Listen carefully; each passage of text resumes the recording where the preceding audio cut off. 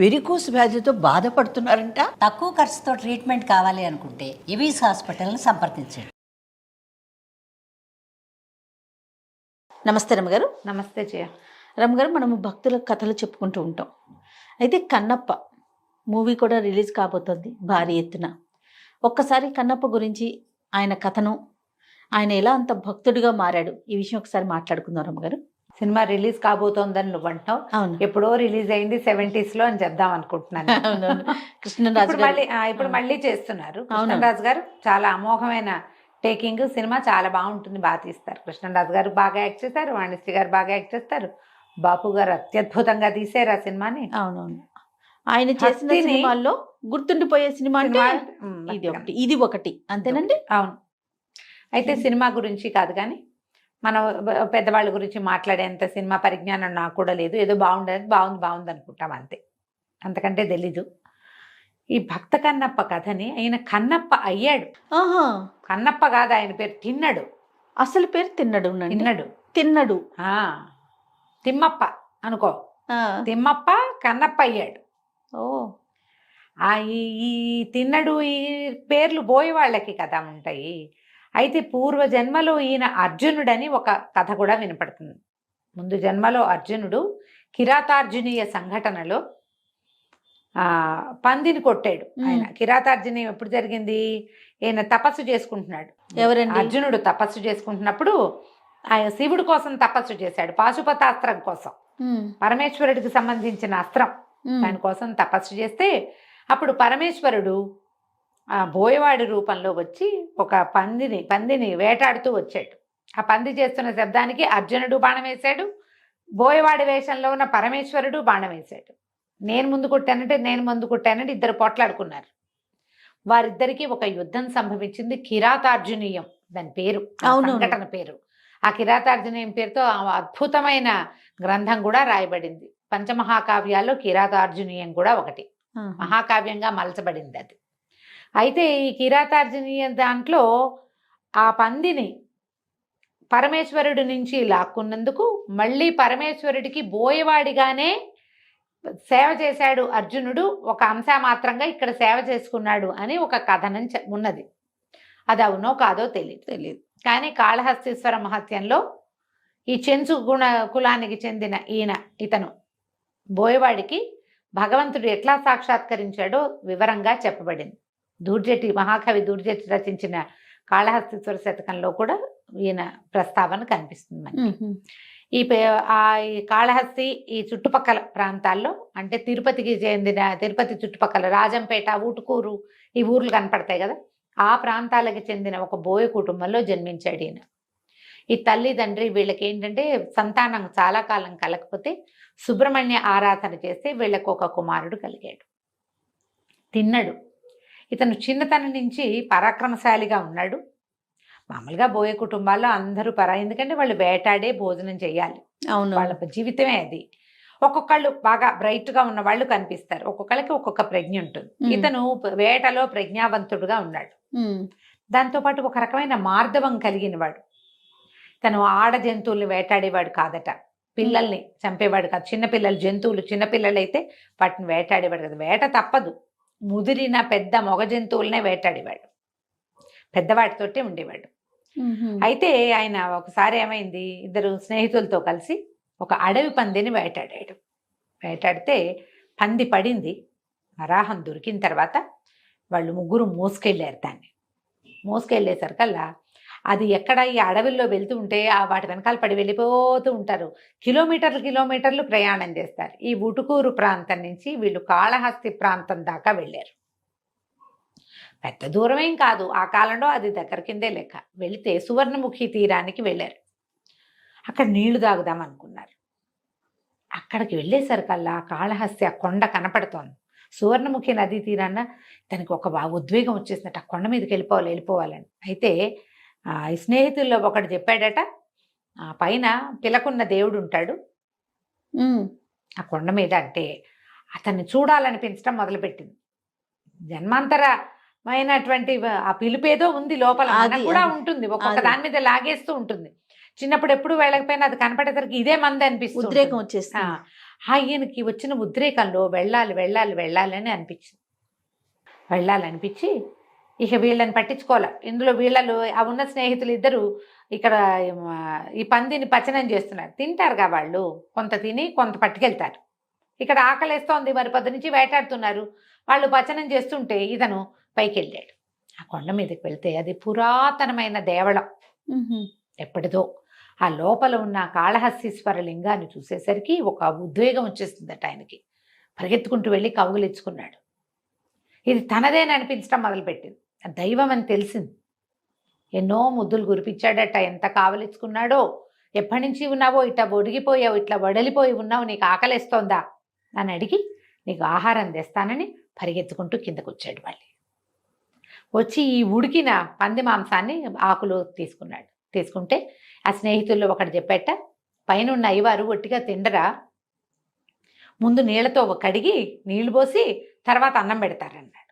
నీళ్లు పోయాలంటే ఎట్టా పోయాలి? అందుకని ఏం చేశాడు, నోటి నిండా నీళ్లు పోసుకుని పుక్కిలు తిండా నీళ్లు బట్టి ఆకులో ఈ పదార్థం తీసుకుని సమీపల పువ్వులు పెడతారని చెప్పారు వాళ్ళు. ఓ 2 పువ్వులు కోసుకుని ఆ పువ్వులు అటు ఇటు పడిపోతాయని వాడికి ఇంత సిగ ఉంటే సిగ నిండా గుచ్చుకున్నాడట. ఆ పువ్వులు పడిపోకుండా ఈ ఆహారాన్ని ఇట్లా పట్టుకున్నాడుగా. ఆహారం పుచ్చుకుని నెత్తి మీద తనే ధరించి పువ్వులు తన నోట్లో వేని నీళ్లతోటి లోపలికి పరిగెత్తుకుంటూ వెళ్ళి ఏం చేశాడు, ఆ శివలింగం మీద పుక్కిట్లో నోట్లో ఉన్న నీళ్లు ఉమ్మేసి ఆయన నెత్తి మీద ఆ పరమేశ్వర శివలింగాన్ని మీద పోసి తర్వాత పువ్వులు పెట్టి అంతా తుడిచి శుభ్రంగా పువ్వులు పెట్టి ఇది నివేదన చేసి అది పెట్టి తిను తిను తిను అని చెప్పి, ఎవరు రాకుండా నేను చూస్తా, రుచిగా తిను, ఎవరన్నా చూస్తారని నీకు భయమా అని అడిగి నేను ఇక్కడే నుంచుంటాను, నువ్వు తినేసేయమన్నాడు. వెళ్ళి అవతల నుంచున్నాడు. జంతువులు ఎవరైనా తీసుకుపోతారేమో, నువ్వు మెల్లిగా తిను, ఎవరు ఎత్తుకుపోకుండా ఉంటానని కొద్దిసేపు అక్కడ కాపలా కాసాడు. పదార్థం అయిపోయింది ఆకులోది. చూసుకున్నాడు, తినేశాడు శివుడు. సరే అక్కడే ఉండిపోవటం మొదలుపెట్టాడు. ఆ స్నేహితులు ఎలుగెత్తి పిలిచారు, రా రా రా అంటే దిగాడు. మెట్లు సగం దిగాక వదల బుద్ధి కాలి మళ్ళీ పరిగెత్తుకుంటూ పైకి వెళ్ళిపోయాడు.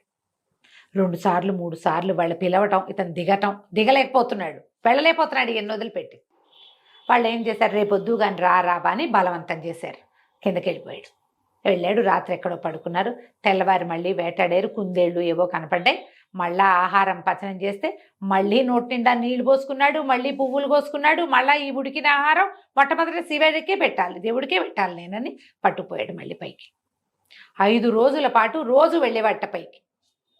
వాళ్ళు ఇళ్ళకి వెళ్ళటం, సాయంత్రం అయ్యేసరికి ఇల్లు చేరిపోవటం ఏం లేదు. పెద్ద పిల్లలు అడవుల్లో పడి తిరుగుతూ ఉంటారు, ఎప్పుడో వెళ్తారు ఇంటికి. ఆహారం సంపాదించుకుంటూ ఉండటం, తినటం, తిరగటం అంతే. ప్రతిరోజు కొండ మీదకి వెళ్ళిపోతున్నాడు. ఒక 5-6 రోజులు అయ్యేసరికల్లా వీళ్ళకి భయం వేసింది, ఏమిటి వీడింత పిచ్చి అయిపోతున్నాడు అని వాళ్ళ అమ్మకి నాన్నకి చెప్పారు. వీడు ఆ కొండ మీద ఉన్న అయ్యోరి దగ్గరికి వెళ్ళిపోతున్నాడని, ఆహారం అంతా ఒక వంతు ఆయనకి పెట్టేస్తున్నాడని.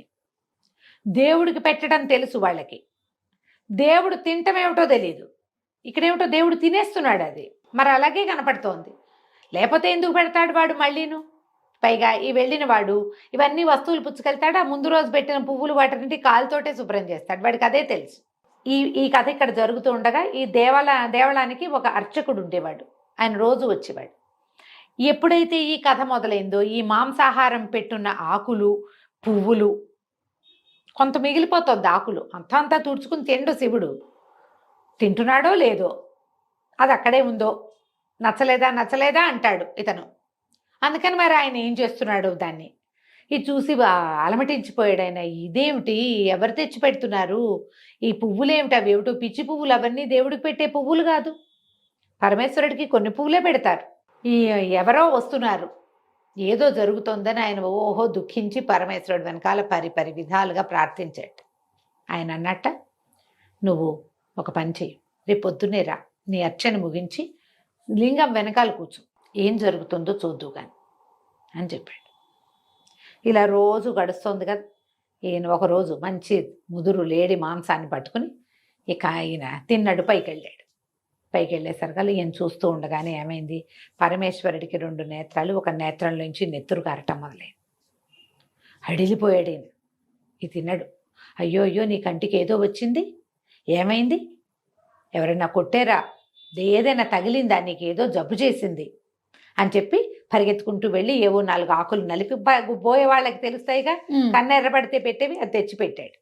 అవలా ఏం చేసినా కంట్లోంచి నెత్తురు రావడం మానలేదు. విపరీతంగా దుఃఖించాడు. అయ్యో అయ్యో నీకేదో వచ్చేసింది, నువ్వు ఇలా అయిపోతున్నావు, ఏమైనా ఆహారం పడలేదా, నీకేమవుతుంది, ఏం చేయాలి అని ఆలోచించి అప్పుడు కంటికి కన్ను పంటికి పన్ను సిద్ధాంతం గుర్తొచ్చింది అతను. బాగుంది, ఈ కన్ను తీసేసి పాడైపోయింది, నా కన్ను తీసి పెడతాను నీకు, నా కంటితో చూద్దుగా నువ్వు అని చెప్పి ఏం చేశాడు, తన కన్ను పెకలించి ఈ శివుడి కన్ను తీసేసి తన కంటిని అక్కడ పెట్టాడు. ఆ వెనకాల ఉన్నవాడు నిర్ఘాంతపోయి చూస్తున్నాడు ఏం జరుగుతోందా అని. ఈ ఒక్క కన్ను పెట్టేసరికి రెండో కంట్లోంచి నీరు గారటం మొదలుపెట్టి మళ్ళీ నెత్తురు వస్తుంది రెండో కంట్లోంచి. భయం వేసింది. అయ్యో ఇదేమిటి రెండో కంటికి కూడా జబ్బు చేసింది, పర్వాలా మనకు వైద్యం తెలుసు, ఒక కన్ను పెడితే తగ్గింది కదా, రెండో కన్ను కూడా నీకు పెడతానని ఏం చేశాడు, ఈ కన్ను మొదటిసారి ఓ కన్ను తీశాడు, అప్పుడు తన 2 కళ్ళల్లో ఓ కన్ను ఉంది కాబట్టి కనపడుతోంది, ఇప్పుడు ఎట్లా కనిపిస్తుంది, అందుకని ఏం చేశాడు, శివలింగం పక్కన నిలబడి ఓ కాలెత్తి గుర్తుగా తన బొటన వేలిని శివుడి కన్ను మీద ఆనించాడు. ఆనించి తన రెండో కన్ను పెకలించి కరెక్ట్గా ఎక్కడ పాదం ఆనించాడో అక్కడ పెట్టడం కోసం ఎప్పుడైతే ఈ తిన్నడి కాలెత్తి ఆ కంటి మీద పెట్టి కన్ను పెకలించడానికి, తన రెండో కన్ను పెకలించుకోవటానికి బాణం కొసపెట్టి తీసేసాడు. ఇట్లా చురకత్తులు ఉంటాయి వాళ్ళ దగ్గర, తర్వాత బాణాలకి కొస ఉంటుంది, దాంతో ఇట్లా పెళ్ళగిస్తున్నాడు. ఆ పెళ్ళగిచ్చేసరికల్లా గుడిలో గంటలు మోగినైట, దీపాలు వెలిగినైట, అనేక రకాల సుగంధ ద్రవ్యాల వాసన, గుడంతా ధూపం. పరమేశ్వరుడు లేచి బయటకు వచ్చాట. కన్నప్ప ఆగు ఆగు కాగని 3 సార్లు కన్నప్ప కన్నప్ప కన్నప్ప అన్నాడు పరమేశ్వరుడు. చేయి పట్టుకున్నాడు. ఈ శివలింగంలోంచి వచ్చినటువంటి మహాద్భుత సౌందర్య రాసైనటువంటి పరమేశ్వరుడిని చూసేసరికి కన్ను ఇంకా పెకలింక పడలేదు కదా, అని అట్లా చూస్తూ ఉన్నాడు. అతనికి 2 కళ్ళు వచ్చేసినాయి. పరమేశ్వరుని ఆలింగనం చేసుకున్నాడట. నీ కన్నిచ్చి భగవంతుడికైనా సరే ఇంత చేసిన వాడు ఆ కన్నప్పగానే ఇతను గుర్తింపబడతాడని ఆయన వరం ఇచ్చాడు. ఈ వెనక కూర్చుని ఇదంతా చూసిన ఆయనకి, అతనికి కూడా పరమేశ్వర సాక్షాత్కారం లభించింది. ఆ కథ ఆయన వల్ల బయటకు వచ్చింది. సాక్షాత్ పరమేశ్వరుడు అయిపోయాడు ఈ కన్నప్ప కూడా. తర్వాత ఎంతో కాలం జీవించి తర్వాత ఆయనకి ముక్తి మోక్షం లభించింది. అప్పుడే పరమేశ్వరుడిలో లీనమైపోయాడన్న కథ కూడా చెప్తారు. మనకి సినిమా అనేసరికల్లా అతనికి భార్య అవి ఇవి ఇద్దరి మధ్య కొంచెం స్నేహం అవి కథలు పెంచుకుంటారు కదా, అదంతా జరిగిందో లేదో మనకు తెలియదు. సాధారణంగా మనకు చెప్పబడే కథ అయితే ఇది. అతను చదువుకున్నది ఏం లేదు. అదేలేండి. భగవంతుడి పట్ల భక్తి అనేది ఒకళ్ళు నేర్పితే వచ్చేది కాదు. అవును, నేర్చుకుంటాం మనం రకరకాలు. అది లోపల ఒక భక్త్యావేశం అనేది ఒక చుక్కుంటే కానీ చుక్క నుంచి రకరకాల ముగ్గులు పెడతాం. చుక్కు ఉండాలి. ఆ చుక్క జన్మాంతరంగా రాబడుతుంది, ముందు నుంచి తెచ్చుకోబడుతుంది, ముందు నుంచి ఉండి. కొంతమంది చూడు ఇళ్లలో అందరూ భక్తి పరులే ఉంటారు, ఒకళ్ళు అథిస్టుడు నేనంటాడు. వాళ్ళు ఏంటో వాళ్ళంతా మడి ఆచారం పూజా వ్రతాలు నువ్వులు బోల్డ్ ఉంటాయి. వీళ్ళకి ఏ ఆసక్తి ఉండదు. వాడికి కూడా ఎప్పుడో కలిగితే కలగచ్చు, కలగని వాళ్ళని కూడా మనం చూస్తాం. అవును, ఈ భక్త్యావేశం అనేది అతనికి సహజంగానే కలిగిందని చెప్పబడుతుంది కథల్లో. ఆ సువర్ణముఖి నది తీరానికి వచ్చి ఆ కాళహస్తీశ్వరుని చూసేసరికి నేను అట్టడవిలో ఎందుకున్నావు, నువ్వు ఒక్కడవే ఎలా ఉన్నావు, ఆ శివలింగం మనం లింగం అని చెప్పుకుంటామా, అక్కడ వ్యక్తిగానే ఇతనికి కనపడ్డాడు. అది లింగంగా అని అనుకోవడానికి వీల్లేదు. ఒట్టి రాయిని చూసి అతను ఆకర్షింపబడ్డాడంటే అందులో ఒక సౌందర్య విశేషం తెలిసింది, అతనికి కనిపించింది, అంతే. ఆయన కనపడింది. భక్త్యావేశం వల్ల అతని లోపల ఉన్న మార్ధవాన్ని భగవంతుడు పెంచాడు. చూడు పద ఎంత బాగుంటుందో. సినిమా కూడా బాగా తీశారులే, పాత సినిమా బాగుంటుంది, మరి లేటెస్ట్ది అవును చూడాలి. కానీ తెలీదు మనకి ఇప్పుడంతా బోల్డ్ టెక్నాలజీలు పెరిగాయి కాబట్టి అవునవును, బోల్డ్ అన్ని గ్రాఫిక్స్ చాలా రకాలు యాడ్ చేసి ఉండొచ్చు. కథ ఇది. ఈ భక్త కన్నప్పని మనం భక్తాగ్రగణ్యులుగా చెప్పుకుంటాం. ఈయన శివుడిని ఏమని పిలిచాడు, ఏం మాట్లాడాడు, శివుడికి ఏం పెట్టాడు, ఆయన పెట్టలేదా, మేము పెడితే తిండా, ఇలాంటివి మాట్లాడతారు. అసలు మాట్లాడచ్చమ్మా? అస్సలు మాట్లాడడానికి ఏమైనా గారు అసలు ఏమిటి ఇది, అసలు అతనేమిటి, ఆ కాలం ఏమిటి, అది కదా చూడాలి. అది కదా మనము అతను ఒకళ్ళేలా అవుతాం, ఒకళ్ళ అవ్వం కదా. పోల్చుకోవటానికి కూడా అసలు ఆ మాటలు ఏమిటో జనాలంతా అలా చాలా సులువుగా. అద్భుతమైన భక్తుడు కదా రమ్మగారు, అద్భుతమైన. కాళహస్తీశ్వర మహత్యంలో శ్రీకాళము చెప్తాం కదా, మన సాలిపురుగు పాము ఏనుగుతో పాటుగా ఈయన కూడా శ్రీకాళహస్తీశ్వరుడి యొక్క పరమాద్భుత భక్తులలో అగ్రగణ్యుడు కన్నప్ప. కన్నప్ప కూడా దేవాలయం ఉంది కదా, అక్కడ కన్నప్ప అవును. గుడి ఉంది కదా, అవును. పైన కొండ మీద ఉన్నట్టుగా కనిపిస్తాడు.